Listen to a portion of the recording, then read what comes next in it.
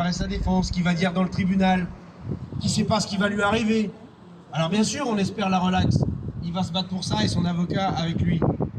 Mais quand on voit ce qui est arrivé à Jean-Paul Delescaux, au reste des êtres humains, et c'est bien ça leur but politique, intimider, faire taire. Et c'est pourquoi vous, votre présence, ici aujourd'hui, est déterminante et primordiale. Parce que le message qu'on doit renvoyer, effectivement, il faudra le dire et le redire à chaque fois, vous ne nous ferez pas taire. Vous ne nous ferez pas taire, ni Grégory, ni moi, ni personne ici devant ce tribunal, ni personne dans le pays qui défend les causes justes. Surtout quand ça s'inscrit dans le cadre d'une liberté fondamentale, la liberté d'expression, la liberté de manifestation. Les prises de parole, les slogans sont particulièrement protégés dans notre pays, normalement, on verra issu. Mais la Cour de cassation a déjà rendu un nombre incalculable de décisions sur des slogans que je n'oserais même pas prononcer ici. Tellement, bon, ça y est, l'effort. Mais quand même, à chaque fois, c'est la même chose. La liberté d'expression est trop précieuse pour qu'on puisse l'abaisser de la sorte avec des cas d'espèce ici ou là qui ont pu déranger ces belles personnes au gouvernement. Oui, il y a une panique bourgeoise dans ce pays. Et oui, elle se matérialise par ce genre de poursuites. Et en plus, on voit comment le duo Darmanin-Dupond-Moretti fonctionne pour réprimer tous ceux qui les dérangent. Là, c'était au moment des manifestations du 23 septembre. Aujourd'hui, c'est l'apologie du terrorisme. Hier, c'était encore d'autres types de répression. Alors, ça va de l'amende de 135 € sur les ronds-points. On donne tous azimuts. Et puis bon, ils savent qu'ils n'ont pas le droit de les dresser, ces amendes. Mais ils les dressent quand même. Charge à vous d'aller devant le tribunal. Ils savent qu'ils vont sans doute perdre, là, sur l'outrage. Mais ils y vont quand même. Parce qu'ils cherchent d'abord et avant tout à nous faire taire et intimider. Donc on le redit, et je le redirai encore une fois, autant de fois que nécessaire. Ils ne nous feront pas taire, vous ne nous ferez pas taire, mesdames et messieurs du gouvernement, mesdames et messieurs les macronistes en plein autoritarisme décomplexé. Et j'en viens au fond. Ce slogan, était-il justifié? La question peut se poser.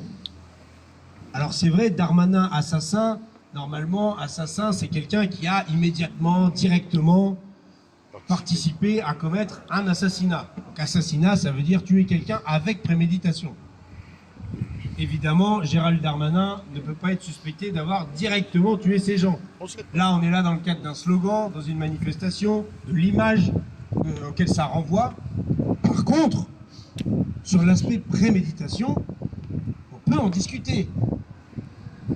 Puisqu'effectivement, ce que l'on dit, c'est bien que les politiques publiques, les politiques mises en place par ce gouvernement, qui sont donc préméditées et même réfléchies, il paraît que des fois il y a même des études d'impact et tout le tintouin, on en sait quelque chose avec Jérôme à l'Assemblée nationale, et qu'ils savent parfaitement que quand, sur le refus d'obtempérer, puisqu'il s'agissait des manifs du 23 septembre, quand cette loi sur les refus d'obtempérer est votée, là c'était Cazeneuve à ce moment-là avec Valls, et qu'ils la mettent en œuvre et que Darmanin fait tout pour dire aux policiers vous êtes dans votre bon droit, alors qu'il sait qu'il les met en danger eux-mêmes également dans le cadre de leur mission de service public.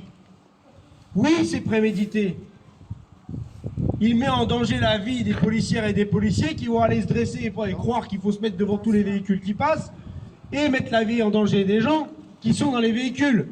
Rappelez-vous que pour les morts des refus d'obtempérer, il y en a une bonne dizaine qui sont les passagères ou passagers des véhicules.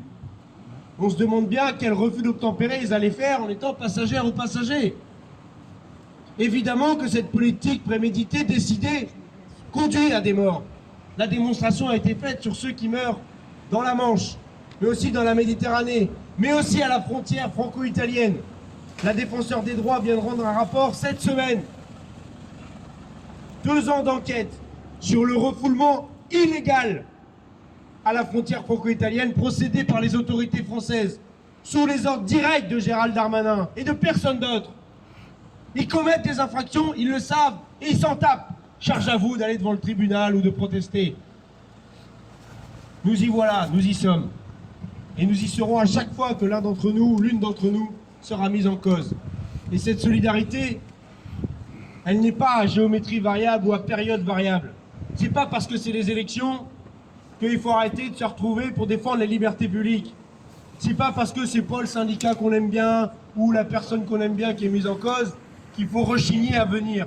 Parce que, on le sait, vous pourriez être le suivant ou la suivante. Ça a toujours marché comme ça. Et ça continuera de fonctionner comme ça.